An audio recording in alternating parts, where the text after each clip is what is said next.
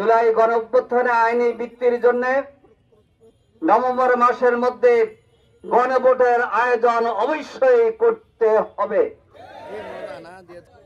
8টি দলের পক্ষে সারা দেশে 2 দিনের কর্মসূচি ঘোষণা করেছিলাম। আজকে হচ্ছে স্মারকলিপি প্রদান।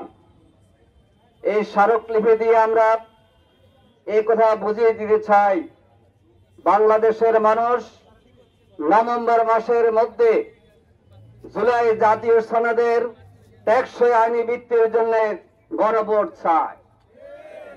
ফেব্রুয়ারি মাসে নির্বাচনের ঘোষণা এসেছে।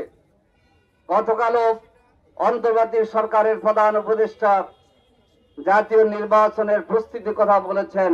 আলহামদুলিল্লাহ, সাধুবাদ জানাই। কিন্তু যে প্রেক্ষাপটে অন্তর্বর্তী সরকার গঠিত হয়েছে, যে প্রেক্ষাপটে ইউনূস সাহেব দীর্ঘদিন জেলে ছিলেন, জেলে থাকার কথা, কিন্তু হয়েছেন অন্তর্বর্তী সরকারের প্রধান, সেই প্রেক্ষাপটটা হচ্ছে জুলাই গণঅভ্যুত্থান। হাজার হাজার ছাত্র জনতা রক্ত, আহত, ক্ষতিগ্রস্ত, বিগত 18 বছরের জামায়াত ইসলামী, ইসলামী ছাত্র শিবির সহ হাজার লক্ষ মানুষের ত্যাগ কোরবানির প্রেক্ষাপটে পতিত স্বৈরাচার ফ্যাসিস্ট শেখ হাসিনা আওয়ামী লীগ বিদায় নিতে বাধ্য হয়েছিল। তার এই প্রেক্ষাপটে রচিত হয়েছে অন্তর্বর্তীকালীন সরকার।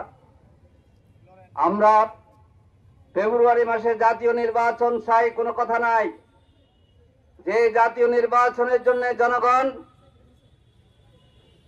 আকাঙ্ক্ষা ব্যক্ত করেছে, 2014, 2018, 24-এ ভোট দিতে পারে নাই, সে জাতীয় নির্বাচন হবে ইনশাআল্লাহ।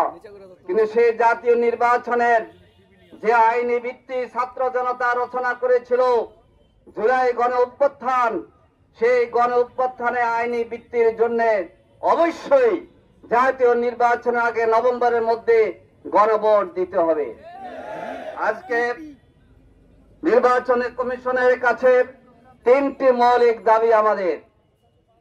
একটি হচ্ছে জুলাই গণঅভ্যুত্থানে আইনি ভিত্তির জন্য নভেম্বর মাসের মধ্যে গণভোটের আয়োজন অবশ্যই করতে হবে। 2 নম্বর হচ্ছে সংশোধিত গণপ্রতিনিধিত্ব আদেশ আরপিও কার্যকর করতে হবে। আর তৃতীয় হচ্ছে সব দলের জন্য লেভেল প্লেইং ফিল্ড তৈরি করতে হবে।